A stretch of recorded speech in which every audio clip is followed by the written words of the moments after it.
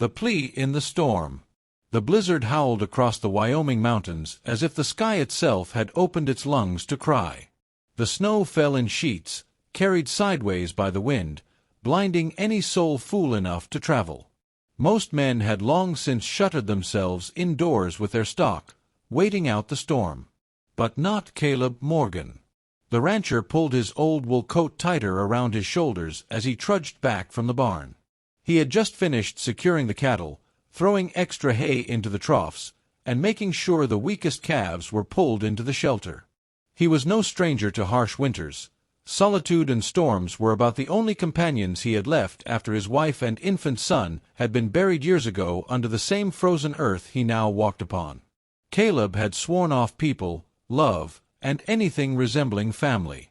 All that remained to him was his ranch, his cattle, and the endless silence of the plains. But on that night, silence was broken. A pounding on the wooden door rattled his cabin. Not once, but a frantic, desperate hammering. Caleb froze, brows furrowing. Nobody came out in such weather. Nobody should even be alive out in that storm. He swung the door open, and the sight before him tore the breath from his chest. 2 children, small, trembling things, stood in the doorway, snow crusted on their lashes, cheeks raw from the bitter cold. One was a boy of about 8, holding the hand of a girl no older than 6.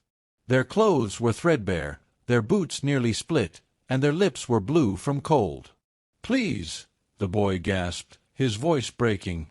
Our mommy is tied to a rock in the storm. Please help her." The words struck like a hammer. Caleb blinked, certain he had misheard. "Tied," he repeated, crouching down, gripping the boy's shoulders to steady him. "What do you mean, tied?" "They left her," the girl whispered, tears freezing to her cheeks. "Men tied her up in the canyon. They said the storm would take her. We got away to find someone." Caleb's jaw clenched so hard it ached. Whoever had done this wasn't just cruel, they were killers. His gaze flicked to the storm still raging outside. The children wouldn't survive another hour in it, let alone the woman they spoke of. "Stay here," Caleb ordered firmly, pulling the children inside and shutting the door. The warmth of the fire washed over them, and the girl sobbed at the sudden relief. He yanked 2 blankets from his cot and wrapped them around the small bodies. "Listen to me," he said, kneeling to their level. His voice was steady, but his heart was pounding. "Tell me where she is." The boy nodded quickly, eyes wide with fear and hope. "In the canyon, near the river rocks. We ran as fast as we could. Please, mister, don't let her die." Caleb didn't hesitate. He strapped his rifle across his back, threw his heavy coat on, and grabbed a coil of rope. "Lock this door behind me," he told the boy. "Keep your sister near the fire. No one opens the door until I come back." "But you'll save her, right?" the girl whimpered, clutching the blanket to her chin. Caleb paused only long enough to press a hand to her dark hair. "I'll bring your mama home," he promised. The storm swallowed him whole as he stepped outside. The canyon was nearly invisible in the driving snow, but Caleb knew the land well. He fought against the wind, each step a battle, until finally faint shapes emerged through the white haze, jagged rocks, half buried in snowdrifts. And then he saw her. A woman, bound with coarse rope, lashed to the base of a great boulder. Her head lolled forward, hair plastered with ice to her face. The storm had already worked its cruelty. Her dress was torn, her hands raw and bleeding from the struggle against her bonds.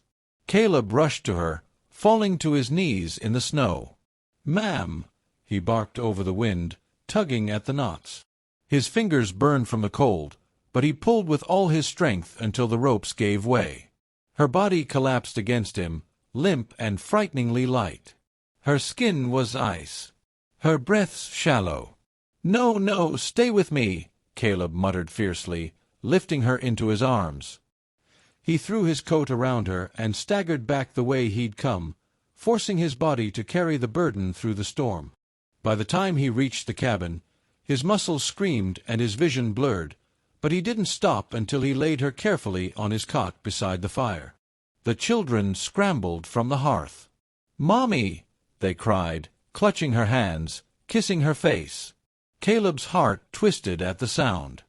He poured water, stoked the fire higher, and rubbed the woman's frozen fingers until at last her eyelids fluttered. Her voice was a whisper. "My babies." "They're safe," Caleb assured her. "You're safe now, too." Her eyes, dark and weary, yet shining with a mother's love, met his. And in that moment, Caleb Morgan knew the storm outside wasn't the only thing breaking through the walls he had built around his heart.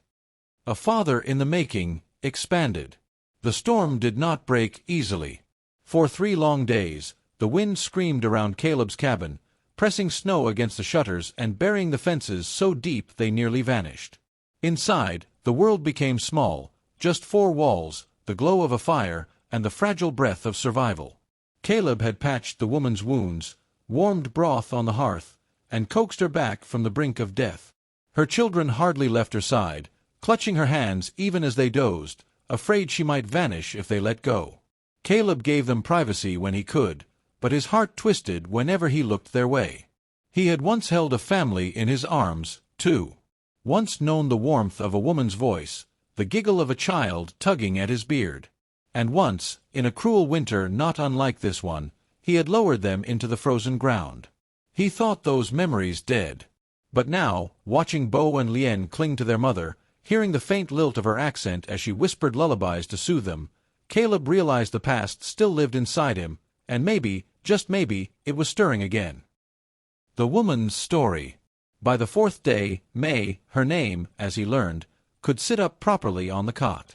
The color returned to her cheeks, though her hands still shook when she tried to hold the cup he pressed into them. "You should rest more," Caleb urged, frowning as she pushed away the blanket to stand. "I cannot just lie here," she insisted softly. "You have done too much already. I must work, or—" "You'll do no such thing," Caleb interrupted firmly. "You nearly froze to death. Work will keep." May lowered her eyes, unused to such gentleness from a man. When she finally spoke, it came haltingly, as though every word was a risk. "We came west, after my husband died," she murmured. "I thought maybe here, the children could have a future. But alone, I had no one to protect us.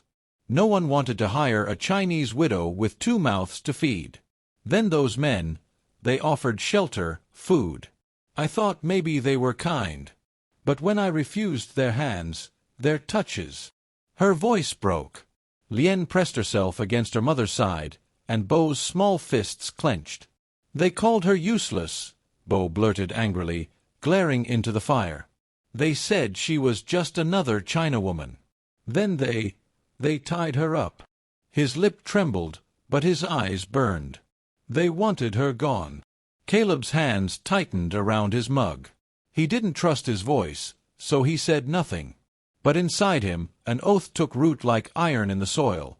Those men would never touch her or her children again. A new routine. When the storm cleared, the land lay silver and still beneath a pale sun. Caleb hitched his sleigh, bundled the children in furs, and rode into the nearest town. He bought boots that actually fit their feet, coats thick enough to stand the mountain wind, and bags of flour, beans, and rice.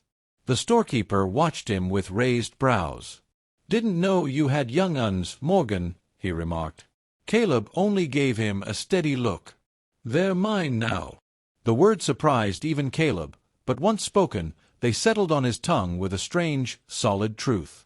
When he returned, May's eyes widened at the sight of the supplies. "You should not spend so much." "I can afford it," Caleb said simply. "They need it. You need it." And that was the end of it. The days slipped into weeks. Bo followed Caleb everywhere, carrying feed buckets, watching him mend harnesses, asking endless questions about cattle and horses. Lien clung more to May, but she too grew bold, running after Caleb with kindling for the fire or tugging his sleeve when she found eggs in the henhouse. Caleb found himself smiling more than he had in years. He laughed when Lien tried to braid his hair as he dozed by the fire, chuckled when Bo puffed out his chest and declared he would be a rancher bigger and stronger than Caleb one day. And May, she moved through his cabin as though she had always belonged. Her cooking filled the air with rich scents. Her quiet songs softened the nights.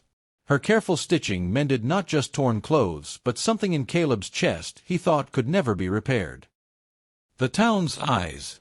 It wasn't long before word spread in town. A widower rancher taking in a Chinese woman and her 2 children was not something unnoticed. At the general store one morning, Caleb heard the whispers. "Strayin' from his own kind. She'll only bring him trouble.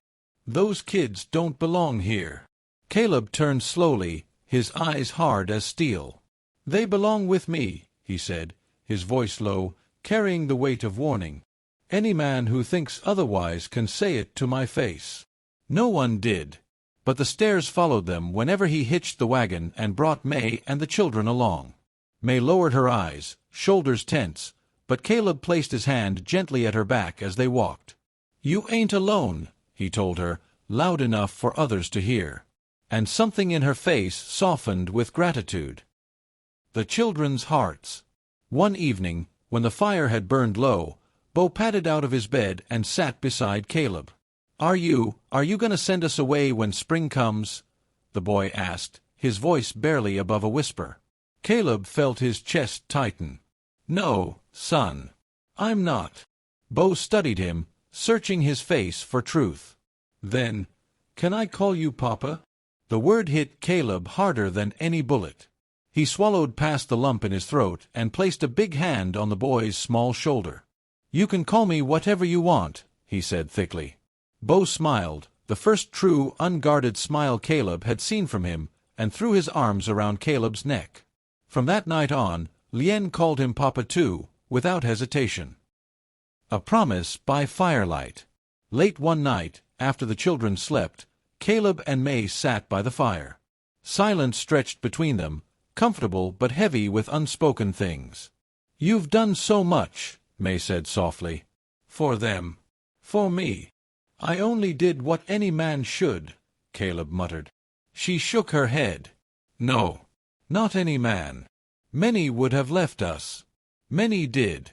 But you," she hesitated, then met his eyes. "You gave my children a father. And you gave me something I thought I would never feel again." Caleb's breath caught. "What's that?" "Safety," she whispered. "Hope." The firelight flickered across her face, and Caleb realized how beautiful she was, not just in the softness of her features, but in the strength that had carried her through so much suffering. Slowly, carefully, as though afraid the moment might shatter, Caleb reached across the space and took her hand. Her fingers trembled, but she didn't pull away. "I lost a family once," he admitted, his voice rough. "I swore I'd never open my heart again. But you and those little ones, you brought life back into this house. Into me." Tears glimmered in May's eyes, but she smiled, a small, brave smile. "Then maybe," she said softly, "this was meant to be." And Caleb Morgan, who had once believed himself destined for loneliness, realized the truth. The storm had not only delivered strangers to his door. It had delivered a wife, children, and a second chance at the life he thought he had buried.